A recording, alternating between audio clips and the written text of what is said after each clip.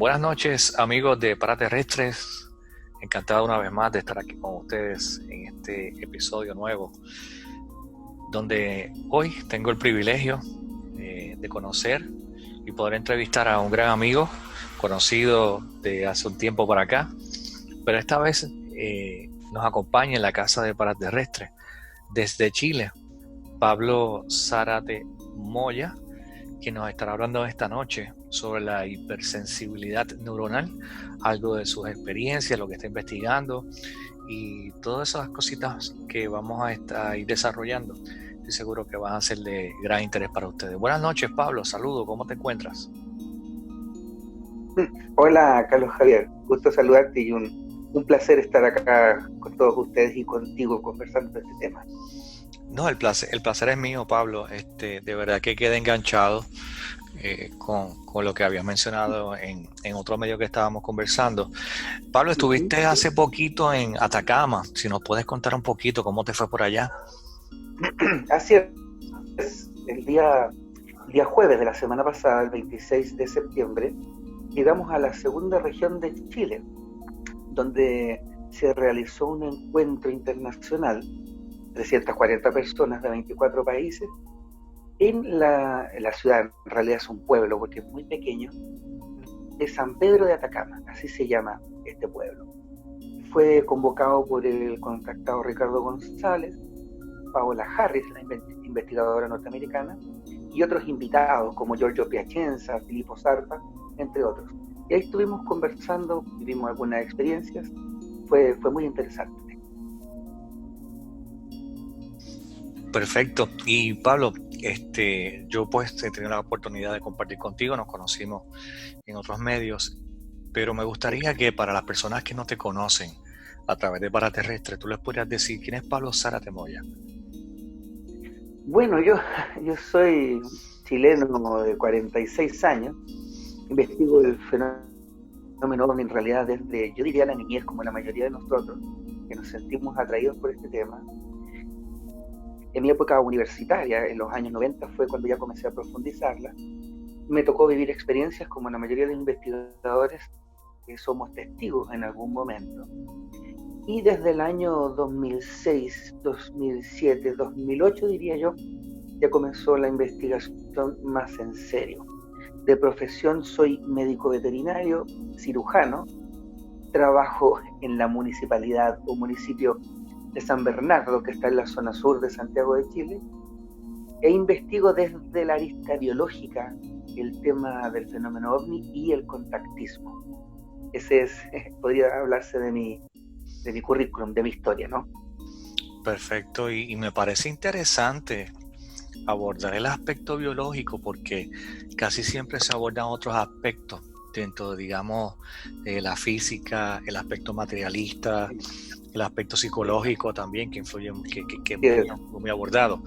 Pero esto a raíz de aquella conversación que tuvimos aquella noche, que de hecho estaba Claudio Pastel se estaba entrevistando en ese momento y habían culminado la charla. Empezamos a dialogar y tú mencionas esto de hipersensibilidad neuronal y yo digo, aquí hubo una sincronía. Sí, pues yo decía, aquí algo porque nadie, yo había escuchado, había tenido la oportunidad de dialogar sobre estos temas de contactismo y OVNI dentro de lo que sería este aspecto biológico. No solamente eso, sino que también estaríamos quizás rasgando el velo y estaríamos hablando posiblemente de las capacidades extrasensoriales, Pablo. Así es. Fíjate que esta teoría, esta idea, yo le llamo teoría en el estricto rigor formal científico porque junta una serie de pequeñas hipótesis que son extraídas de las ciencias tradicionales como la física, la mecánica cuántica, que hoy en día es la física de partículas subatómicas, por supuesto las relaciones biológicas que existen entre ciertos grupos celulares dentro de nuestro cuerpo, o en la biología en general, y tratando de llevarlos a un concepto más general que los envuelve a todos, que los contiene a todos. Yo, obviamente, el concepto de percepción extrasensorial, que es muy antiguo, que data de los años 60, fue uno de los primeros que me llevó a pensar, a analizar que estas personas que estaban viendo ovnis u objetos voladores no identificados, o incluso otro tipo de manifestaciones que se podrían acercar a lo paranormal, podría ser que estas personas estuvieran presentando alguna actividad de tipo neuronal, porque me fui a la fuente de todo el proceso cerebral, que es la neurona, y estas personas podrían estar desarrollando percepciones especiales. Entonces, tratar de englobar esto en un concepto que esté arraigado en la medicina y la biología me llevó a pensar en una sensibilidad neuronal extra, por eso la llamé hipersensibilidad neuronal, dándole un término más formal.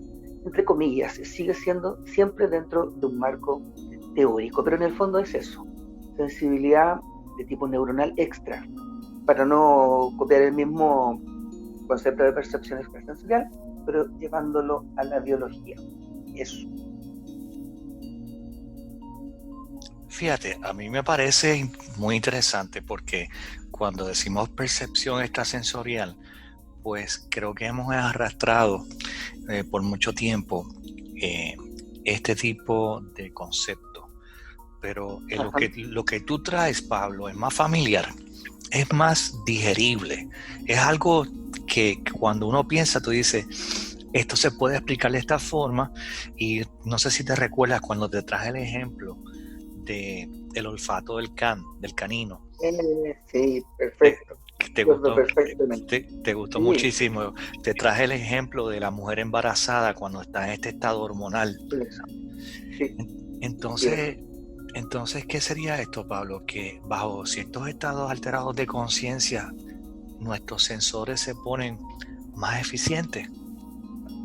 Fíjate que si uno quisiera explicar el concepto de manera más sucinta, es decir, de manera más comprimida, se podría explicar que la teoría explora la posibilidad de que existan ciertos grupos neuronales en el encéfalo, es decir, arriba en el cráneo donde está el cerebro, que tienen cierto desarrollo evolutivo mayor. Ahí podemos caer en conceptos de New Age, como la glándula pineal y todo ese tipo de cosas. Pero sin embargo, está demostrado científicamente que efectivamente hay muchos grupos celulares neuronales distintos dentro de la matriz cerebral y que algunos presentarían grados más evolutivos. Mira, partiendo desde el concepto de que la neurona, la unidad funcional del cerebro, es un individuo en sí mismo, único, que está concentrado y organizado de manera conectada muy eficientemente con sus pares, generando una matriz de procesamiento de muy alto nivel biológico. Ni siquiera los computadores cuánticos hoy en día han alcanzado a desarrollar procesamientos de tipo informático al nivel que lo hacen estos aparatos biológicos, estamos hablando de la neurona. Y si hablamos incluso filosóficamente, la neurona es la única célula conocida del universo que está consciente de sí misma. En el fondo, si los científicos, la gran mayoría coincide que lo que llamamos conciencia, que es un concepto abstracto, reside en el cerebro, podríamos pensar, por lo tanto, que estas células son las únicas conscientes de sí mismas. Eso ya en sí es realmente alucinante, por lo menos para mí. No, yo estoy, como dicen allá, estoy flipeando, yo estoy acá con la mente volada, porque es que estás trayendo una explicación lineal de algo que sería lo natural de lo sobrenatural. Por eso fue que quise titular este evento de esa manera, porque el acceso a estas otras realidades, o vamos a decir, el acceso a la realidad extendida, es como decir, nosotros vemos dentro de un espectro visual limitado. Perfecto. Mira, si me permites, esto partió porque hoy en día, a través de todo este conjunto de teorías de la física moderna, que le llamamos mecánica cuántica, que intenta explicar por qué las partículas primordiales, las partículas subatómicas, se mueven a través de una física muy distinta a la física newtoniana, es decir, la física clásica. Se escapan a todas estas leyes que suponíamos universales. Y bueno, cuando nos damos cuenta ahí, comienzan los físicos teóricos como Stephen Hawking, que fue un personaje tremendamente cotizado, tremendamente respetado en el mundo científico. Hablaba de que lo más probable es que estuviéramos coexistiendo con un sinfín de multiversos. Ok, partamos de esa premisa. Si estamos desde siempre, hemos coexistido con multiversos, por lo tanto podríamos tener una interfase biológica que ha ido evolucionando consecuentemente con nuestra especie hasta el punto de interactuar. Lo que pasa es que todavía estaríamos en una etapa primigenia de esa acción biológica, de esa evolución biológica. Sin embargo, hay algunos individuos que podrían ir naciendo con esta interfase, como le llamo yo la neurona, en una analogía computacional, que le permite en algunos momentos interactuar con estas otras membranas de realidad. Ahora, ahí yo quiero hacer una salvedad. Esto no tiene que ver con religión, no tiene que ver con la espiritualidad clásica como lo han enseñado las religiones, Claro. sino que tiene que ver con dimensiones, con este concepto teórico que traen esta física de última generación, de la multidimensionalidad del espacio que habitamos en este universo que conocemos. Eso. Fíjate, yo dije ahorita que tú lo explicas de una manera lineal, pero no es que el proceso sea lineal. Entonces, Pablo, ¿qué pasaría ahí? ¿Que nuestro receptor cuerpo sería un transmisor y un receptor en 360 completo?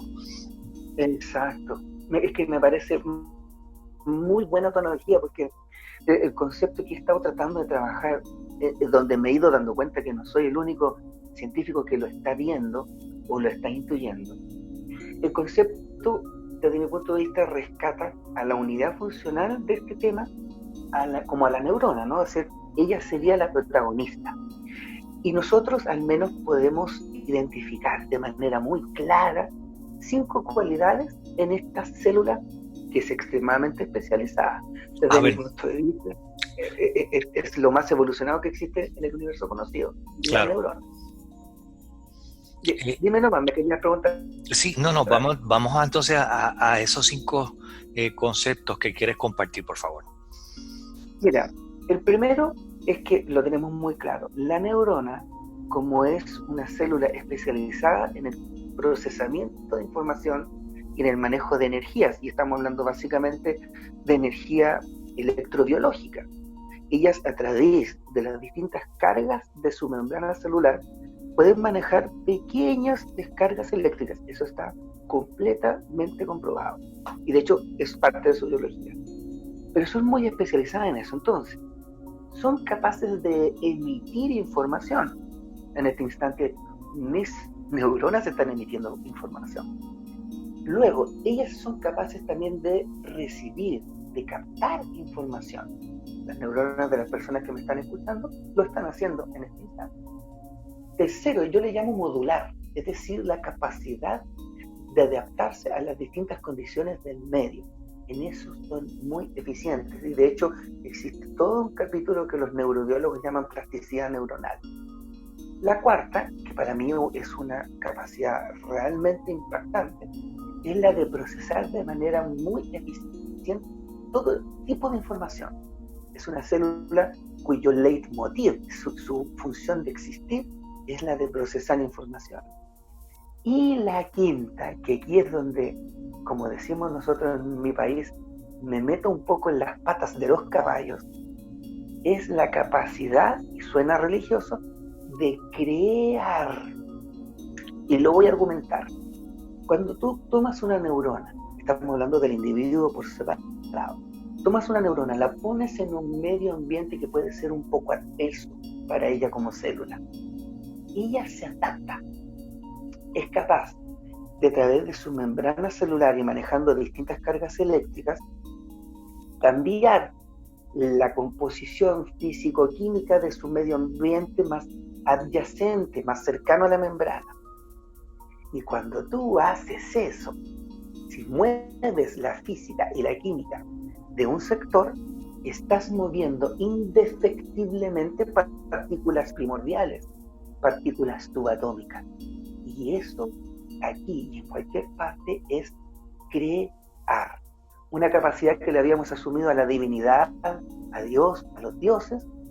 Nuestras células, que están instaladas desde siempre dentro de nosotros, lo pueden hacer con la eficiencia como lo hace una neurona. Eso podría explicar entonces la creación de los egregores, los tulpas o algo así. No te escuché, perdón, se cortó. Sí, eso podría explicar esta creación de los egregores, los tulpas, algo así. Sí, es que, mira, si tú te fijas, durante milenios, las religiones han tratado de transmitir un concepto de multidimensionalidad más asociado a la espiritualidad tradicional. El cristianismo en Occidente, que es donde estamos nosotros, ha transmitido a este universo paralelo que podría ser la vida después de la muerte, o donde viven los ángeles, o todos estos entes o seres que viven en otras membranas de la realidad, como algo un poco lejano. Porque también, cuando estos conceptos filosóficos partieron, la biología o la ciencia biológica no estaba desarrollada.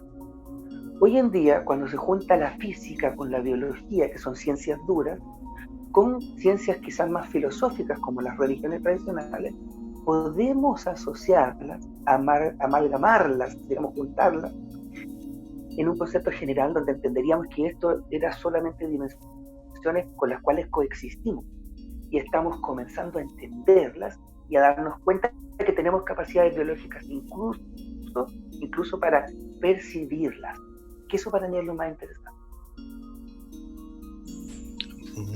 Me parece, te estás riendo mucho. Yo no soy biólogo ni soy científico, parece que estoy dando mucho aquí en clavo. Sobre los condicionantes, Pablo, es importante porque esta pregunta, cuando estaba haciendo el anuncio con unos compañeros en privado, me dijeron, Carlos, por favor, pregúntale sobre esto y te voy a hacer la siguiente pregunta.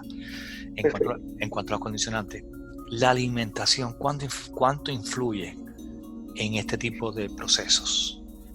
Mira, está completamente comprobado que la parte nutricional es muy importante para la salud de la matriz cerebral, del cerebro y por lo tanto de las neuronas. Nosotros siempre hablamos de las neuronas, los biólogos, incluso en términos generales, como la unidad funcional más importante del cerebro, que en el fondo es la matriz que contiene este tipo de células tan importantes. Pero las neuronas no funcionan sin otras células que son las células de la glía o las neuroglias, que son en el fondo unas células que cumplen un factor o un trabajo fundamental en la calidad de la transmisión de las distintas informaciones que las neuronas se transmiten entre ellas a través del proceso de la sinapsis, que es bien conocido así en el mundo de la medicina. Estas neuronas son las que concentran o las que cubren o recubren los distintos cables eléctricos que componen a las neuronas. Y ellas son muy sensibles a las distintas condiciones nutricionales de los individuos. Por lo tanto, la alimentación es muy importante. De hecho, hay muchos científicos que coinciden que, no sé, las proteínas que vienen del mundo animal, aunque en el New Age se busca quizás el vegetarianismo, bueno, son relevantes. Y eso quizás no solo implica ingesta de carne animal, podría significar proteínas de buena calidad como la clara del huevo, la leche o leche de soya, que podrían ayudar a formar de manera sana en los primeros 5 años de vida una matriz cerebral de buena calidad para que se desarrolle después. Y aquí te voy a hacer otra salvedad. No sacamos nada con tener una excelente genética, que se sabe que la herencia genética no pasa más allá del 12 o 15%, si no la desarrollamos después en etapas más adelante, en la niñez más avanzada, o en la preadolescencia o en la propia adolescencia, e incluso en la adultez. Eso está comprobadísimo. Nosotros podemos hacer crecer nuestras neuronas con una buena alimentación, ácidos grasos de buena calidad, proteína de buena calidad, pero también con entrenamiento cerebral. Y eso se logra leyendo, estudiando, ejercitando la inteligencia, y algo que a mí me gusta mucho y que los asiáticos lo conocen hace milenios: desarrollar técnicas de concentración o de imaginación guiada, por ejemplo, como lo es la meditación, el yoga, la meditación trascendental, etcétera. O sea, que lo que estamos diciendo aquí, lo que estás planteando, es que una persona feliz, una persona saludable, una persona que se cuida.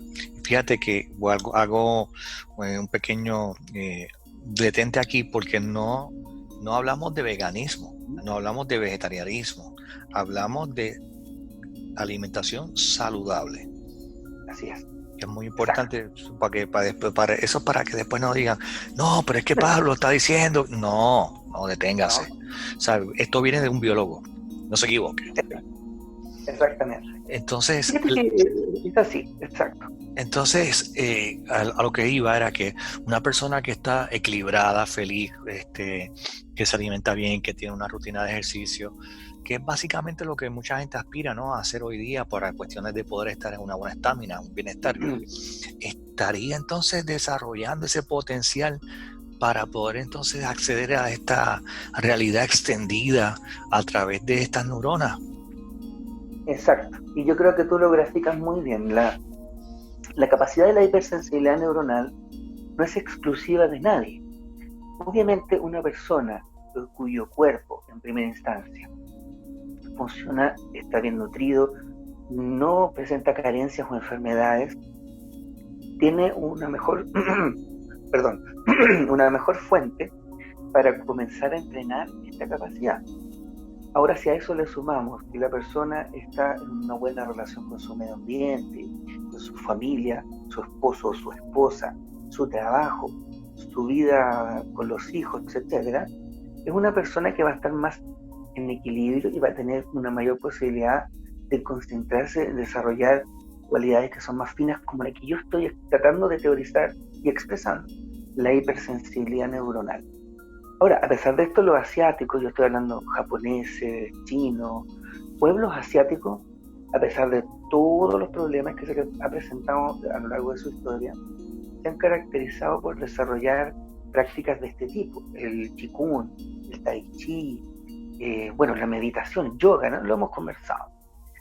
Eso nosotros deberíamos comenzar a aprenderlo. Hace un tiempo atrás, yo te diría unos 6 meses, me tocó ver, no era un experimento, era algo informal, cómo funcionaban unos cascos cerebrales que se ponían en la cabeza del individuo, que tenían una serie de electrodos que iban a una máquina que mostraba un gráfico con la actividad cerebral y las distintas ondas que emitía este cerebro. Hicimos varios como pruebas, ¿no?